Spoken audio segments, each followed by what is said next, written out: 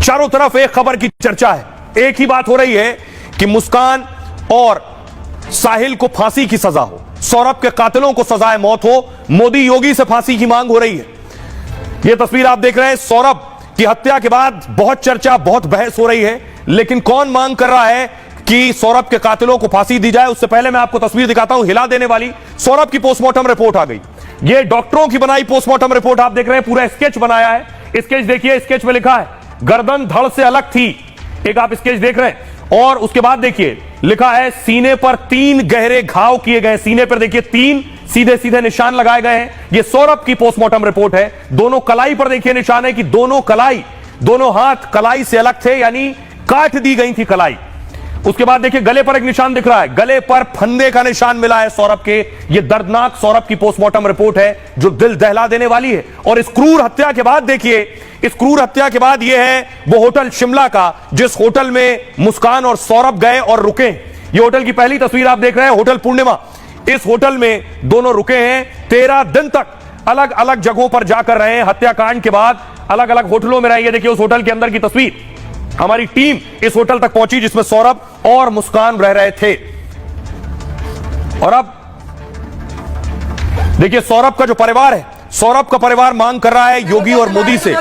उनका कहना है कि मुस्कान और साहिल को सजाए मौत से कम नहीं कुछ होना चाहिए। रिपोर्ट देखिए।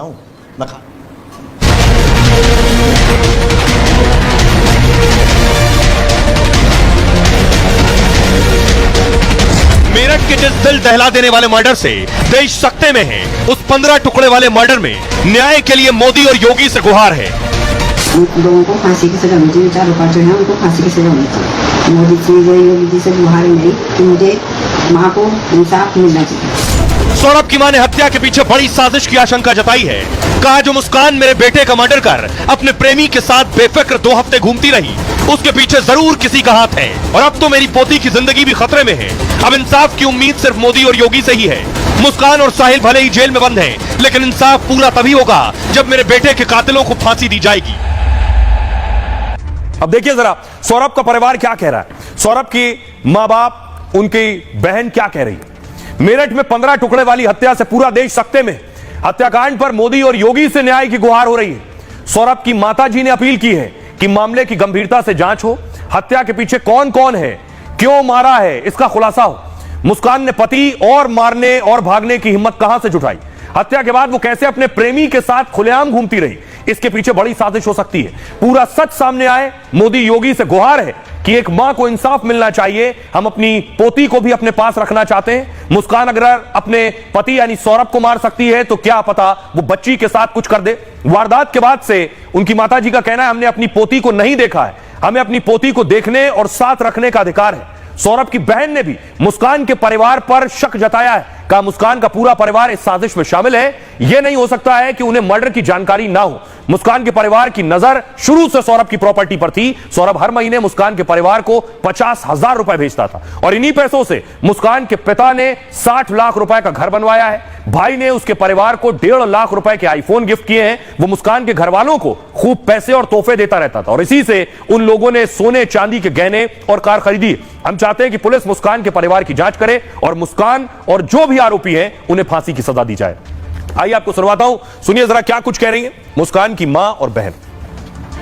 मेरे को इंसाफ मिलना चाहिए, उन लोगों को फांसी की सजा होनी चाहिए, चारों पांचों हैं उनको फांसी की सजा होनी चाहिए। मोदी जी योगी जी से गुहार है मेरी कि मुझे माँ को इंसाफ मिलना चाहिए। चाहे वो जांच करावे, क्राइम ब्रांच से करावे या CBI से करावे, किसी चीज़ से भी जांच करावे, मुझे एक एक पहलू का, एक एक नजरिए का पता होना चाहिए क्या क्या हुआ, क्या क्या नहीं हुआ उस लड़के के साथ। ऐसी क्या बात थी, क्या चीज हुई आपस में, किस बात पे झगड़ा हुआ, क्यों नहीं हुआ, ये सब चीज़ का सोल्यूशन मुझे चाहिए। नहीं हमारी तो है ही, हमारी तो फांसी की मांग है भैया, उसे फांसी चाहिए। उसके घर वाले, उसका भाई, उसकी बहन, सब जितने, माँ भी शामिल है, माँ भी शामिल है। माँ शामिल नहीं होती तो ये सब होता ही नहीं। एक चीज बताओ, जब अगर मैं आप ही के ऊपर कहती हूँ, अगर आपको बिना करे धरे कोई 50 लाख का मकान दिला देगा तो आप क्या करोगे? उस मरे हुए आदमी के गुण गाओगी ना। वही हुआ है, अब वो मर गया है, उसके गुण गा रही है। आप सौरभ की माताजी और सौरभ की बहन को सुन रहे थे तो आपने देखा कि फांसी की मांग हो रही है, लेकिन क्या फांसी होगी?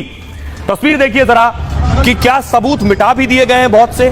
पुलिस को एक ड्रम मिला है, उसके बाद पुलिस ने कुछ लापरवाही की, वो लापरवाही के आरोप लग रहे हैं पुलिस पर। अगली तस्वीर देखिए जरा, ये है साहिल का घर। साहिल के घर पर पुलिस ने सबूत नहीं जुटाए। पुलिस ने साहिल के घर के अंदर न सील किया इस पूरे घर को, कोई भी आ जा रहा था साहिल के घर पर, जो चीज थी उसे लोग छू भी रहे थे, यानी साक्ष्य साहिल के घर जुटाए नहीं गए। और इस मामले में पुलिस पर भी एक्शन हो गया है क्योंकि पुलिस ने ठीक से इसमें सख्ती नहीं बरती है। यह साहिल के घर की तस्वीर है। मेरठ में मुस्कान के घर पर पुलिसकर्मी तैनात है। जहां सौरभ का मर्डर हुआ वहां भी पुलिस का पहरा है और आरोपी साहिल के घर पर अब पुलिस तैनात की गई है, पहले नहीं थी। लेकिन यह तैनाती पुलिस की लापरवाही के बाद हुई है। पुलिस ने क्राइम सीन यानी साहिल के घर को सील नहीं किया। इससे मर्डर से जुड़े साक्ष्य नष्ट होने की आशंका बढ़ गई है। इसे लेकर मेरठ के ब्रह्मपुरी के इंस्पेक्टर शक के घेरे में। एसएसपी के आदेश पर अब इंस्पेक्टर की जांच की जा रही है और उन्हें सौरभ मर्डर मामले की जांच से हटा दिया गया, यानी इन्वेस्टिगेशन ऑफिसर जो था उसे हटा दिया गया है जांच से। पता किया जा रहा है कि साहिल का कमरा आखिर क्यों खोला गया।